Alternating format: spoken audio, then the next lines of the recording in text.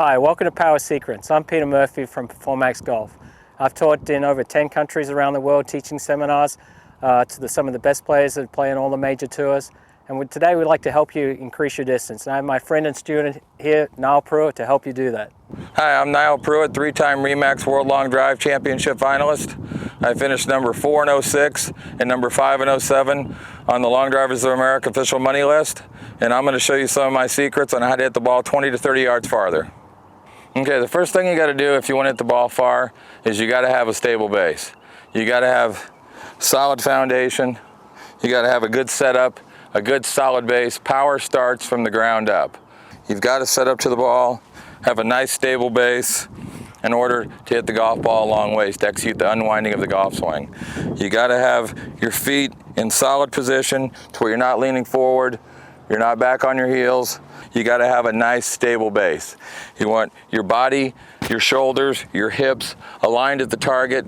I actually like to work with a little bit of an open stance. We'll get to that part later, but you've got to have a good stable base in order to hit the golf ball a long ways. And talking about, slightly sit up there again now, but talking about your alignment, you also got to have alignment of your body parts. So we want to have your ankle, your knees, your hips and your shoulders on both sides of your body parallel with 2 straight lines. This is very important because this helps you with your turn. If your hips are set up too far back, you're going to tend to reverse pivot or tilt on your left side, and same with your weight forward too far. So it's very important that you set up with your shoulder, hip, knee and ankle all in alignment on both sides of your body to hit the ball a long way.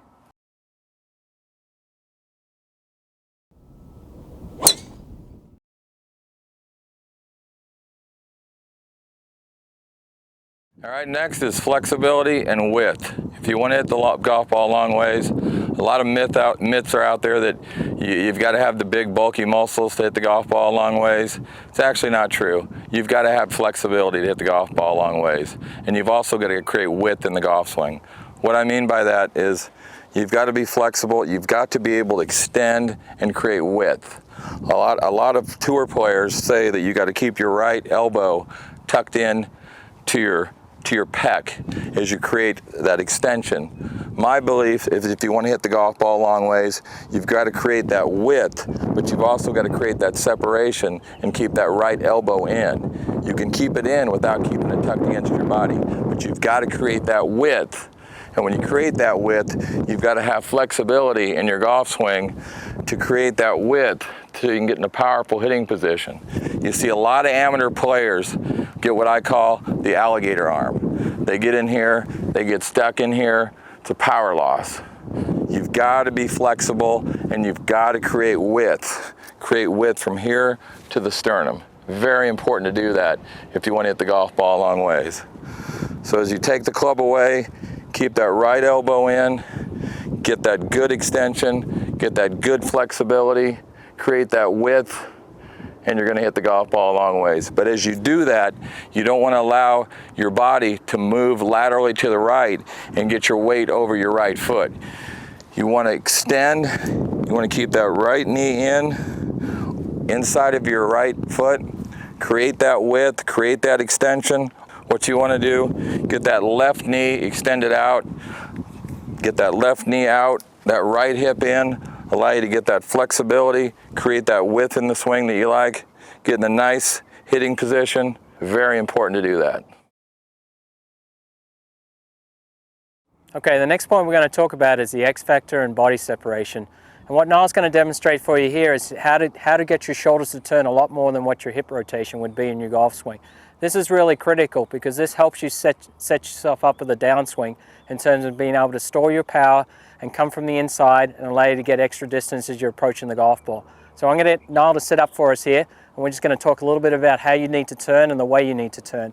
And as Nyle sets up to the golf ball here, he's going to wind up into his right side, and as he talked about just a few minutes ago, we talked about how he's going to hold his left knee in place and he's going to get his left shoulder back more behind this point here.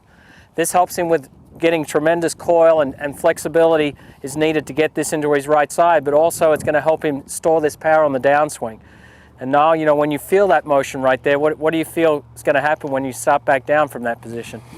What I feel is when I'm going back, actually what I try to feel is my hips. I want my hips to move slightly. You like to see a lot of amateur players when they take the club back, their hips move with their shoulder. Okay, what I'm trying to feel, the sensation I'm trying to feel is that when I'm taking the club back, I'm trying to get my hips to move a little bit. I'm trying to get deep with the left shoulder, but I'm trying to get my shoulders to kind of get that X factor like we're talking about. I really want my shoulders to turn. All right, when I start my hip turn laterally, it allows the club to fall into place, allows me to come in on an inside path and really create that inside move where I try to hit the inside part of the golf ball, rotate those forearms, get that angular momentum going so that I create a ton of momentum coming through the golf ball, and I'm able to rotate those forearms and really compress that golf ball. And that's really critical when you have the right sequence. If you can get those shoulders to turn back further, you'll increase your distance on the downswing.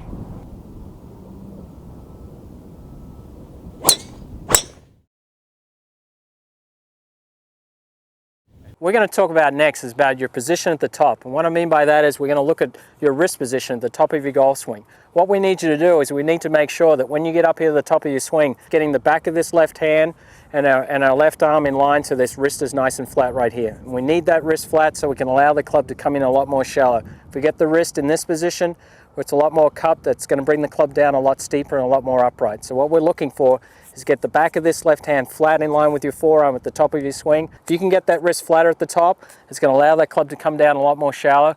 And Nile's going to show you right now what we're talking about. And the reason this is important, like I said to you a moment ago, if you can get that wrist in a better position with your left arm, it's going to make a big difference how that club approaches the golf ball coming back down. Would you agree, Nyle? I would agree. And in my sport, you know, when you have to absolutely hit the golf ball as far as humanly possible, you know, you have to hit it 400 yards in my sport. But if you're just an average player that wants to add 20 to 30 yards, which is why we're doing this, the flat wrist instead of a cupped wrist is very, very crucial, because I see a lot of amateur players, and I know Peter does too, they come in with a cupped wrist, and you come in steep. Okay, you're going to de-loft the golf club, and you're going to hit smother hooks left to left. You come in with the flat wrist, you're going to come in more flat, which is what we want to do if you want to hit the golf ball far. Come in with that flat wrist, hold that lag. It'll allow you to hold that lag as you're coming through. With a cup wrist, it's this way, flat wrist that way. Coming in, you're able to hold that lag longer, get in here, rotate those forearms at a shallow position, rotate, and launch that golf ball.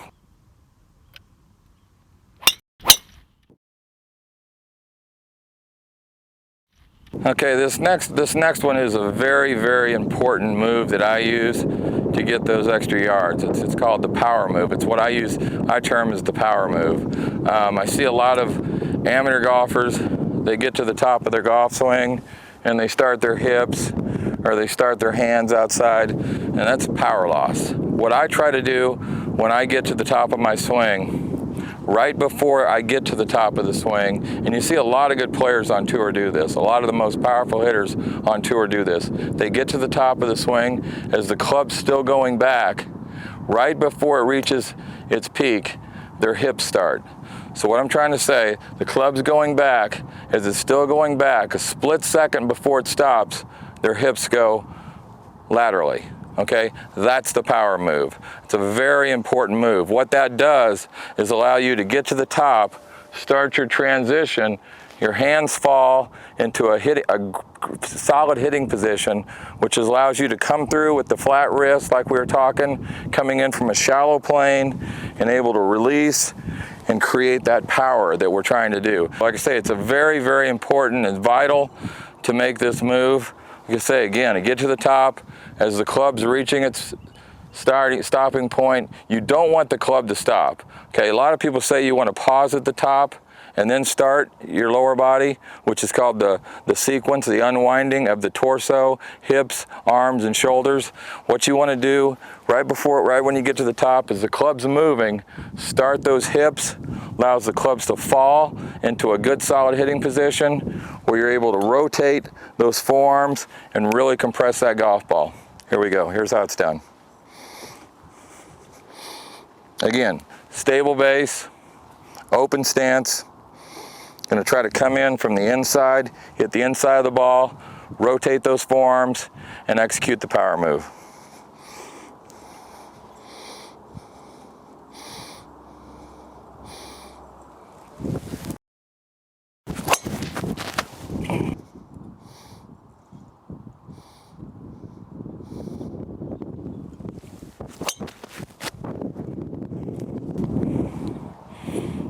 There it is.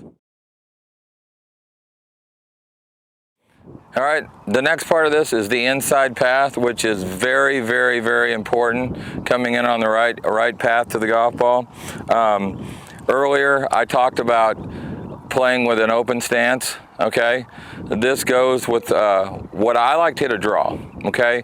But to hit a powerful golf shot, you have to come in from the inside of the golf ball.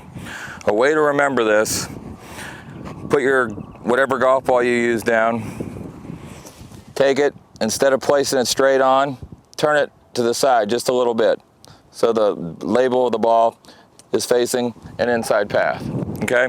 What I see a lot of amateur players do is they get here to this point, they cast the club over the top. They're hitting this side of the ball, ball's gonna fade. Power loss, lots of spin, power loss. What I like to do, earlier I told you that I like to use an open setup. The reason I like to play with an open stance and still come in and hit the inside path of the golf ball, very simple. When I come in from the inside path, coming in from the golf ball, it allows me with an open stance to open my hips, create the lag that we were talking about, hold that lag, come in from the inside path, hit the ball high with a nice draw, okay? Nice high draw is gonna get you that extra distance, but if you don't come in with the proper inside path on that nice shallow plane that we talked about, you're not gonna get that power. I'll demonstrate it right now. Open stance, wanna come in inside path with that body separation, that X factor, hit the ball on the inside, nice high draw.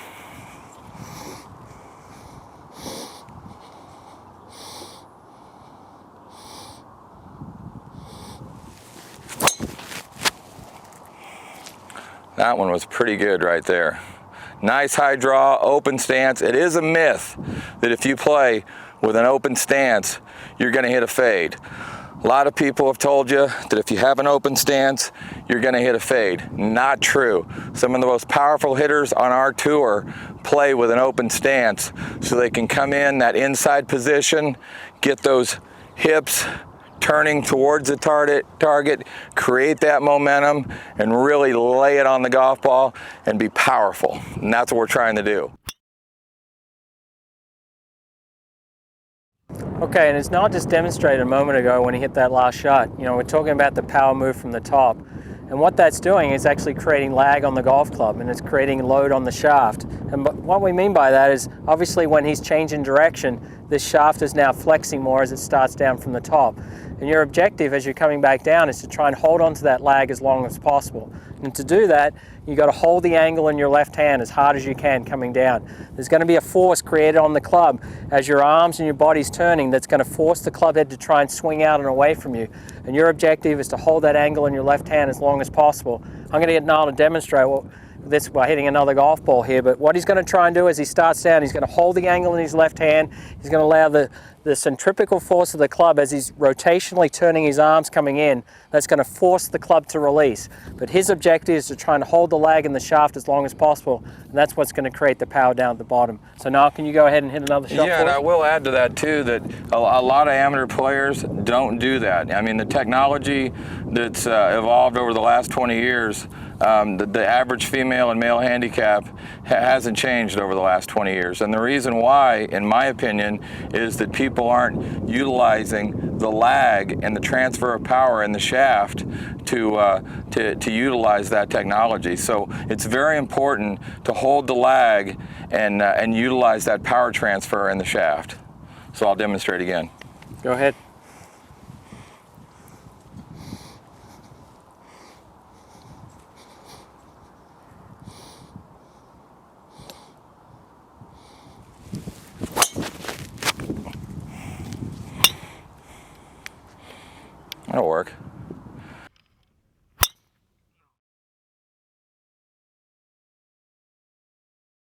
Okay, now we're getting down to the most critical part, right before impact, when you want to hit the ball a long way.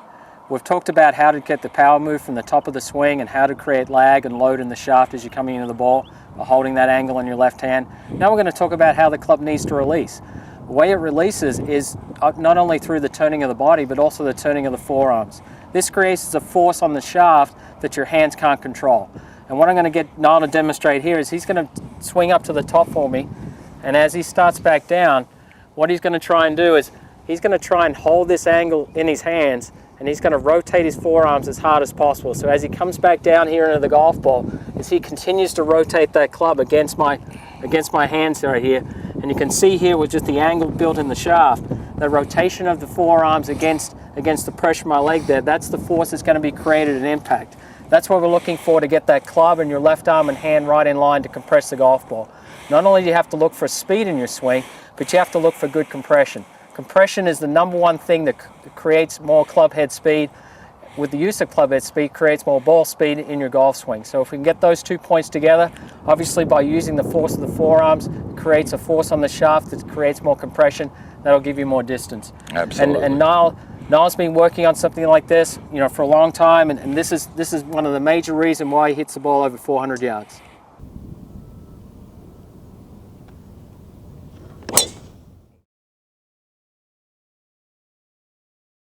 They're all very important tips that we've gone over so far, but the next one is something that has really helped me a lot in my sport and in getting that additional yardage that you're all looking for out there, and it's laying what I call the hammer, the right form, laying that hammer on the back of that golf ball at impact. Very important to do this. I learned this from a guy who's been competing in long drive for over 20 years, kind of helped me get into the sport. He called the right forearm the hammer. Okay, same principles we've always all talked about. Dress the ball, holding the lag, really holding that lag, okay, all the way up into impact. But as soon as you get your hands to hit this point, you're laying that right forearm on it, cracking that whip, really laying that right forearm on the inside of that ball and get that massive power. You're pulling with your left, which is very important. You're pulling with that left side. Okay, you're coming in from that flat plane like we talked about, but right at impact, when you've held that lag and you've got that club in the nice position that we've been talking about getting into, you lay that right form, the hammer, right on the inside of that ball, and that ball is going to compress and get those yards. 400 for me, hopefully 20 to 30 more for you. Want to see it done? Let's do it. Going to put the hammer on it. We're going for 4 bills on this one.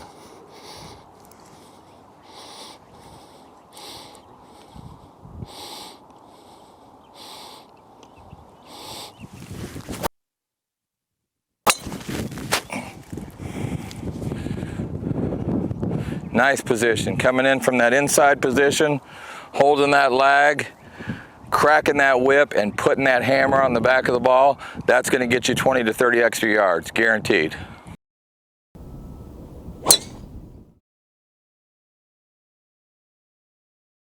The next tip is very important, ball position and tee height. All right, I see a lot of amateur players tee the ball low. Okay, I guess they feel it's safer if it's lower to the ground, but what actually is happening if you tee it low, I tee it extremely high because I have to hit it extremely far in my sport. But if you do want to hit the ball farther, tee it higher. The reason being is a lot of amateur players tee it low. What tendency to happen with that is they come down after it and they chase down after it, which creates spin on the golf ball, which is a power loss. Ball goes out, rises, okay, looks pretty, but you're losing a lot of yards. You get out there to the par 4, you got a hybrid left into the green, not so pretty. All right, tee the ball a little bit higher, come in, sweep it off the tee, play it off your left toe, sweep that ball, take the spin off. It's going to go much farther, okay? Theory with this, I like to come in, inside position like we talked about, open stance, hit the inside of that ball, catching it on the upswing. Starts off more of a boring line with less spin. Less spin equals more distance. And that's what these Atom Speedline clubs are designed to do, create less spin. And we're gonna hit a bullet against this wind right now.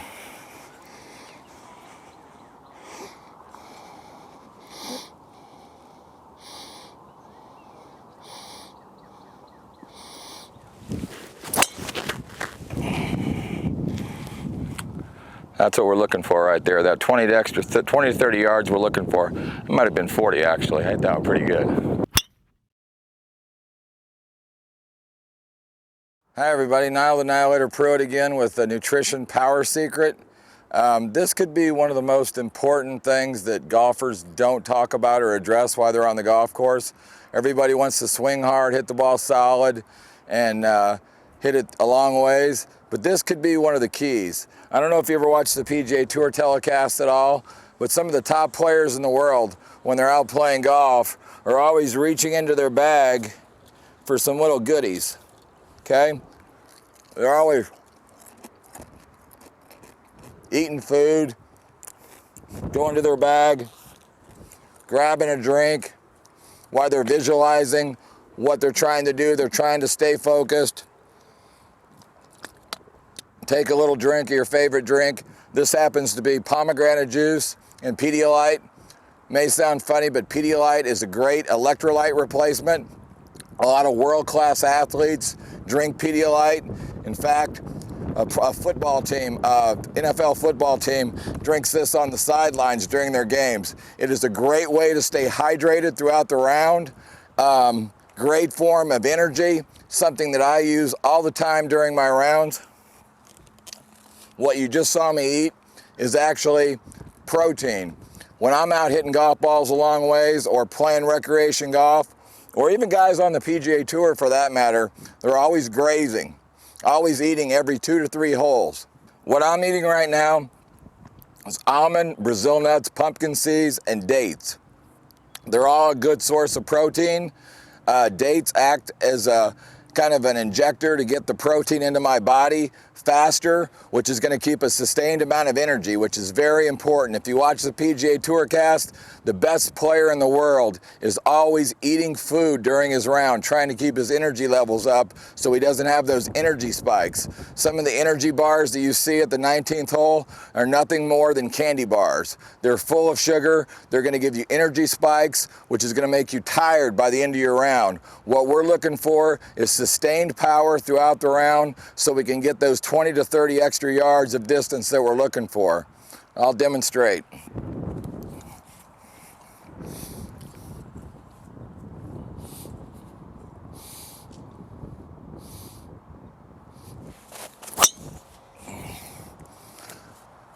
Woo! Hi, I'm Liz, and I'm going to talk to you a little bit about nutrition for before, during, and after your golf round. Starting off with eating a healthy breakfast. Nyle and I normally have a good source of complex carbohydrates, such as Quaker Oats oatmeal, mixed with a little protein powder. It's a really good way to add in protein to your diet as well. So add a little protein powder to your oatmeal and a little sliced banana for fruit. And with a whole wheat toast, that's a great breakfast option to have for breakfast.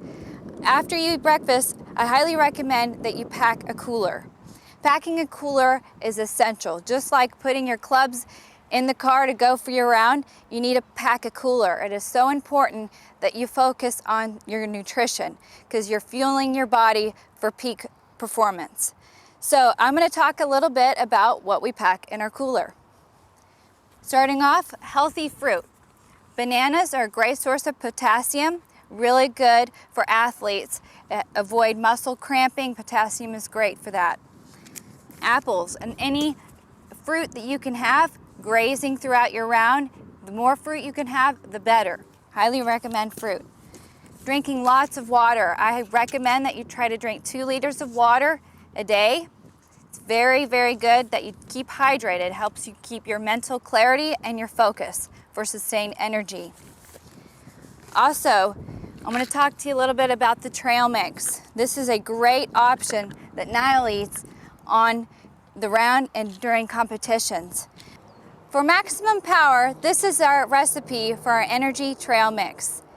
2 cups of wheat checks, and 1/4 of a cup of the following: blueberries, pumpkin seeds, almonds, Brazil nuts, and that is your energy trail mix.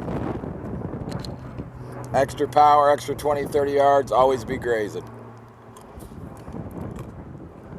This is our electrolyte replacement recipe for optimal power and hydration. It is 8 ounces of pomegranate juice. Pomegranates are great for your immune system and great for energy. And 4 ounces of unflavored Pedialyte. You find this in your local grocery store in the baby food aisle. Mix it together and sip on it during your round, and you're gonna stay really hydrated.